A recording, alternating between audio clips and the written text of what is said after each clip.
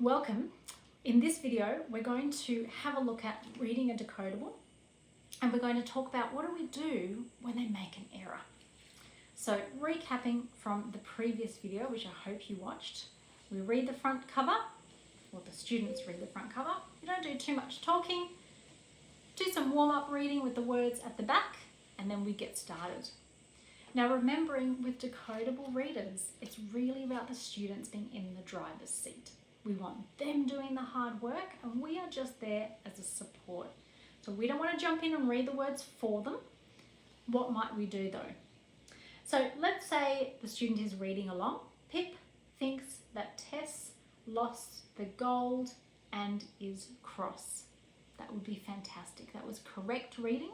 Now at this point, it's not very smooth or expressive reading, but that's great. It's accurate reading and starting to become quite automatic. That's what we want. Now let's imagine that there was an error.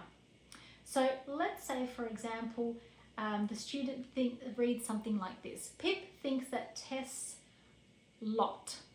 So let's say they got to the word lost and they said lot. What do we do? Well, we don't say, oh, come on, that's not right. That's the word lost. We don't tell them what the word is. What we want to do is we want to encourage them to stop, go back and try again. So that's the first thing we do. Oh, hang on a minute. Look at that word, try again. Now we can say try again because we have taught them the phonics and they know what to do when they get to a word. So try again. Let's say they have another go. Lost. And they say lot again. We might say, oh, hang on, you've dropped a sound. That's the S sound. So let's read it together. Lost. Now they might get it right at that point, or they might still be stuck because that's pretty tricky to do those st sounds together. And so this is where we might cover up that word and we're going to say, oh, let's just read those three sounds together first. Ready? Lost. Lost. So that's a strategy that we call additive blending, where we cover up the sound, chunk it a little bit for them. They just focus on loss. Read it again. Lost. Lost. And that helps them move through the word.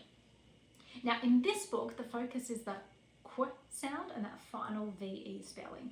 So let's say they make a mistake on quest. Let's say they say pest, for example, which might be a valid error that they might make. We're going to say, oh, hang on a minute, try again. Look at the letters and read the word. So sometimes students need to be redirected to look at the letters. Now, if they look at it carefully, they might think, oh, that's not a p sound, that's a qu sound.